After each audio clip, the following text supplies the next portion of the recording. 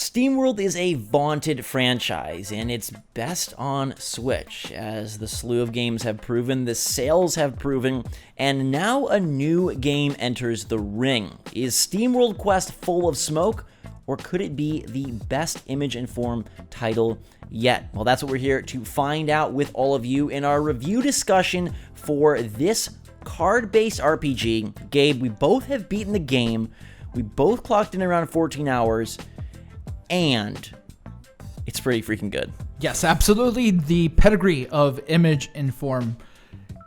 It doesn't trick us this time, Zach, because I was worried a little bit, just because it is a little bit of a strange mixture of genres, right? Card game, RPG, turn-based. Robot game. Yeah, sure. Robot game. Shout out to Feudal Steam Alloy. game.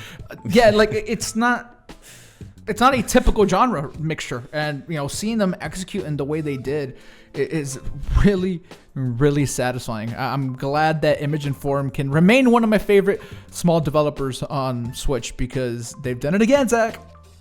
It is their biggest game yet. It is their most expensive game yet. It is one that I think people are going to be looking to as like, okay, they've established themselves. There's no more like, oh, I don't think you're surprised by Image and Form. And yet somehow I was surprised by this game. Now, we are going to talk about the whole game, but we won't have any like spoilers. We are going to talk about things that were shown in the official launch trailer. So I guess some of those might be considered light spoilers, but they're shown in the trailer, so I don't think that they're a problem. I was down on gaming for a while, and I was kind of worried because I don't typically like RPGs. And so I got SteamWorld Quest, and Gabe, like I love these games, and yet I was nervous. And now, man, I'm blown away by how perfectly it came together. And I feel like the mechanics are a home run. I feel like the art is a home run. I feel like the pacing, the speed, the difficulty, the characters are a home run. Everything about this is a home run, to the point that it is like very hard for me to find really any complaints with the title. I mean, I have a couple, and we'll get into them a little bit more. Zach obviously loves the game way more than me, but make no mistake, it is a fantastic, fantastic title, and I think it's a must-own for anybody that has a Switch and has liked Image and Form at any point. I think that when you are a developer of their size and you continue to do just amazing work after amazing work, hopefully the fans come out and support. And even with the $5 price increase, which I guess we can talk about now, Zach, like, how did you feel, right? Because at first, you see a price increase, you're like, oh, why? And it just turns out it's just because there's like way more game here than they've ever put in any game they've ever made before. Yeah, and they're quoting about 20 hours for the main campaign. Both of us beat it in 14. I wouldn't say we are game wizards, but even at 14 hours, I feel like the value proposition is there. I was a bit concerned. You see that $5 hike, and you're like, why is it there? The early trailers, I don't think, do a great job of revealing all that the game has to offer. And the new launch trailer definitely shows more, as it highlights more characters and lets you know that there is going to be diversity in the battles, which are kind of the crux of this game. So you have decks of cards, and here is where, for me, this really shines. As a big board game fan, as someone who likes to have control over their adventure and who likes to feel that impact, like, okay, I just unlocked this new card, and now I'm putting it in my deck, and now I get to see how that plays out and bring my strategy to fruition. It's awesome as you build these 8-card decks for your characters and then select a number of them each turn. And that, for me, is almost infinitely replayable. Like, I love that system so much, especially given that they grant you a fast forward option through these battles. Honestly, I could do that over and over and over again. Yeah, the way that they mix it up, right? Because it's turn-based, and that's something that happens traditionally in RPGs, but they've made it turn-based and card-based. So it's not just as, and I love turn-based combat. I don't think it's as boring, but I know some people do, including you. Like, people say, oh, turn-based combat's boring. Here they circumvent some of that by just giving you complete different game mechanics that we really haven't seen a whole lot. I know people make comparisons to Slay the Spire quite a bit, but I personally feel that SteamWorld Quest is like kind of in a league of its own when it comes to the gameplay, because so much of what they've done is like so like masterfully done. There was so much care that went into having everything work the way it is supposed to. The combo system and you know the you know punch cards being what they are and everything, like so much testing had to have been done. Yeah, and one thing that I think is a testament to that perfection is how much fun I had spending time in the menus. That is not something that I typically enjoy in any game. And obviously in RPGs, you are going to be spending a lot of time tinkering with your party and your items and your attacks. But here it's kind of a joy. The way that it's all in like a card binder, the cards all have really cool art. Having to make those tough choices, 8 cards per character is brutal, especially with multiple copies of certain cards. And how you structure those cards, because you need cards of 0 cost to build towards more mana to spend, more cogs to spend on your bigger attacks and your bigger healing spells, your bigger buffs. It's just really incredible that that process is exciting. And the way that they make it exciting is by constantly rewarding you. I think a game of this sort needs, any game really, like constant carrots, right? And the carrots here are obviously progressing the story, you know, strengthening your party, leveling up, but it's also that card acquisition. And to me, it's way more fun to get a card that maybe has some drawbacks, or ooh, it costs a little bit more, and to have to make those deck decisions, that made it so much more exciting to get that versus just saying like, oh, your character unlocked a better fire spell, or oh, your character unlocked a more powerful heal. Because in that case, it's just kind of like done. You unlock it and you can use it and done. But here there is so much strategy and thought that goes in, and even just personal preference. You know, we can talk a little bit about the other characters. You will acquire a larger party, and then it becomes a balancing act and a decision of who you want to roll with. I remember, Gabe, when we first unlocked the first character, it was tough because like I loved the party, and you instantly fell in love with him, and it took me a while to come around to his deck. But when I did, it like opens up then a whole new piece of that card battling pie, because now I've got a whole new set of cards. And I think card diversity between characters, again, a home run. Yeah, each of the characters is, you know, wholly different than the last, and they did a really good job with that. I think that's something that they paid extra attention to. And, you know, speaking of stuff that they paid extra attention to, you're talking about the characters and the structure. You know, the story is something that, you know, at first I honestly didn't necessarily care too much. It was whimsical and like it was like pretty typical, but you know, by the end, some of the character interactions and just like where it all went, and I guess the message of the game, it kind of resonated with me a little bit. I mean, nowhere like near on the level of Celeste or anything like that, but you know, it was like really surprising that by the end of it all, I cared about what these characters were going through a little bit. I mean, it's still super silly. It has that trademark like image and form like style, I guess, where they're like slightly comedic but not like over the top with it. I enjoyed it. I think that maybe it doesn't quite reach this, but it reminds me of the goofiness that the Mario and Luigi RPG series established. That's why I find it so charming, because yeah, it's a simple storyline at the end of the day, but they do have, I think, high enough level writing to keep things quick, to keep things witty, and to keep things entertaining. So you begin to care about these characters, you begin to care about where they're going, you begin to care about some of the villains. Gabe, Captain Canary and you, I think, formed a bond that you don't find too often in a game. But as you progress, you know, there is, I feel, such incentives of, man, is there going to be another character? That was one of the coolest things, honestly. And it's kind of hard to quantify, but that unknown of like, how much more is there? And now players are going to know, hey, the game's, 15 to 20 hours, and there's extra characters, and there's all these cards. But we didn't. We went in blind of like, when does this end? And there were a couple of moments where I thought, okay, that's got to be the last character. And it wasn't. And a couple of moments where I thought, okay, the game's got to be over.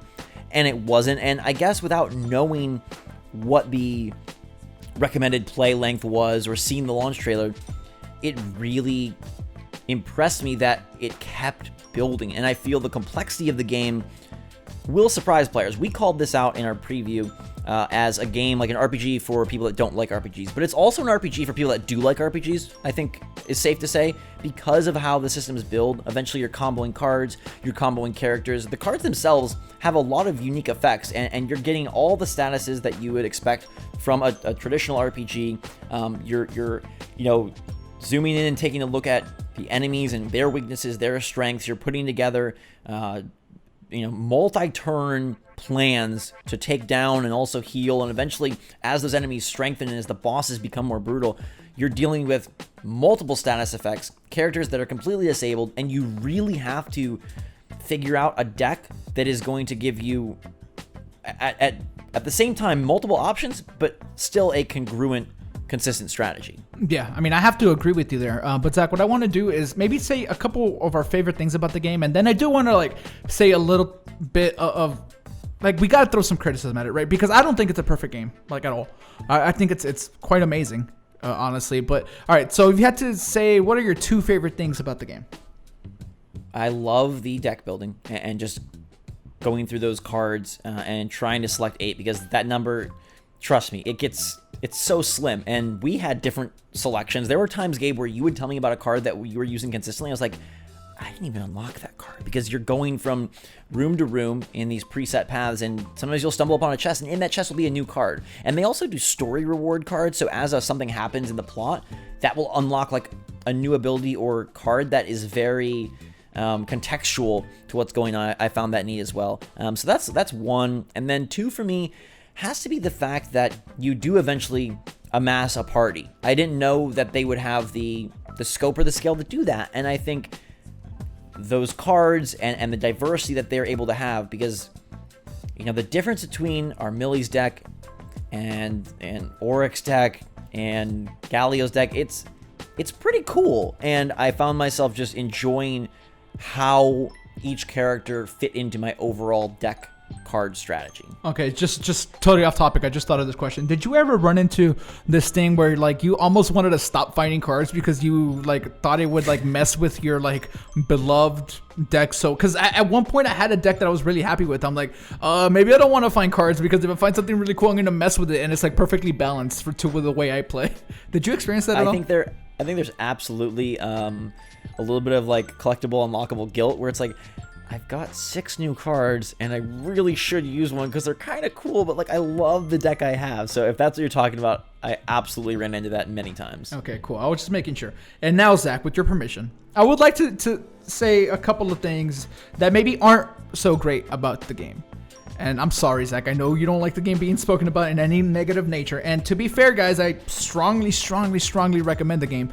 But the variety in enemies was something that I found was a little bit lackluster. As you progress through the areas, yeah, there's variety in the scenery, but so many of the enemies are kind of just the same one that you fought before, just a different color. So that's something that I wish maybe you had been paid more attention to. And I'm not gonna get into any spoilers or whatever, but you do fight different the bosses a couple of times. You'll go through one boss in the same variety, and that to me was kind of a bummer. I felt maybe the game was padded a little bit towards the end. I'm not sure if that was the case, but it also kind of made sense story wise. I do want to note that, but I just don't ever necessarily want to fight the same boss more than a couple of times. That was something that I felt should maybe have. I don't know what they would have done. I'm obviously not a developer, but I didn't like that part personally. That's honestly just my biggest gripe with it. Just not enough enemy variety. And there is good enemy variety, I guess. It's just in different areas. I don't want to just see the same enemies in different colors. Yeah, it definitely doesn't have the largest pool to pull from enemies. I think the focus for me was so much on my cards and my decks and my characters that who I was fighting became far less important. It was more about, okay, what kind of combos can I put together to get through these fights and be successful? And I did like seeing the cards that the enemies had. So you're right, if there was more variety and therefore more cards from the enemies, that would have been cool. Because there's plenty of cards the enemies have that you don't have anything quite like it. There's some that will attack you 12 or even 20 times. It's I need a card Auric that. Auric has that. He's got a little bit of that. Yeah. The gripe that I guess that I would throw at it is that I do feel there are a decent number of cards that I could not see a reason why I would want them in my deck. And it mostly becomes an issue at the higher price point. Now, maybe I just was so locked into my train of thought of how I wanted to play, but to me, the more expensive cards didn't very often provide a big enough reward to justify their their mana cost. And so if I was to leverage a complaint against the game, it would be that I wish especially towards the end, the cards, there was more interchangeability. And I, as much as I love manipulating my deck, maybe it would have been cool to manipulate it a little bit more. Yeah, I mean, maybe this is another example what you're talking about here, but those cards that say, oh, you can like carry your entire party, but then your character's like confused, like nope, no thank you, or you'll deal like an extra bit of damage, but then your character's like paralyzed. I'm like, no, like I don't want any of that. And it's still so fun to get the cards because there are systems that we didn't even touch on. I mean, the shopkeeper, we've said is one of our new favorite shopkeepers, not only because she's a clever character, but because of what that shop can do. You can buy materials, you can buy equipment, you can buy weapons, and the weapons will give you new special cards. You can buy new cards, and you can unlock higher levels of cards by improving them. There is a lot to do within that shop, and even if I didn't use all the cards, just the sheer variety that you had and the fact that I could go in and pick, I want to boost this one. I loved when the cards would not only gain like numbers, gain more damage, but they would gain like a new effect. That was really cool. And to see some of my favorite cards gain those stars as I progressed through and upgraded. And it did incentivize beating all of the normal enemies. It's possible to skip through some of the rooms, but they do a nice job of, one, rewarding you with materials that can then be used to craft cards, and is required in some cases if you want to get some of the more expensive ones. And also, it boosts your XP, which I feel like it's a fair like grind. I feel like the difficulty curve was almost ideal. There were times that I was very pushed. There were times where I died a few times, but it also wasn't ever frustrating. It doesn't require grinding, and to me that was like a huge gain, a huge win. It honestly just like pushes all the right buttons for me. And I think that I don't want people to take this the wrong way, but like this is like the best 3DS game on Switch in that it's so perfect handheld. I don't know that I would have any desire to ever play it docked, but it's just so beautiful to take on the go and have with you and beat in portable mode. Yeah, I mean, I can see why you would say that. It's not a like deterrent to the game or whatever. Like, it's still like amazing, but yeah, you're right. It does kind of feel more of a handheld. I mean, you and I played it almost exclusively in handheld, which is another like. I did not dock the game at all. Oh, I did to like capture or whatever, but 95% of the game was like played in handheld for me, and that is not how you and I normally play games on Switch. No, I mean, it controls super well like that. It feels fitting. It's totally worth the cost and the price, because every moment I had was super fun, and I feel like getting, even on our lower end, 14 hours for $25. Yeah. How much you spending on Avengers this week, right? Like, yeah, too much. And that's a long movie. I'm seeing it in IMAX. That's a long movie. Yeah. So I feel like that is going to be a big, I don't know. I feel like that's going to be something that people are like, whoa, I don't know if it's worth it. But the characters, the cards, I know, Gabe, that you feel the enemy variety isn't there so much, but to me, the repetitiveness is still fun because the mechanics are so perfectly sound. Yeah. All right, Zach. So, score-wise, Zach, what are you thinking here, man? Because man, like, again, we love the game. That should be clear, from everything we're saying.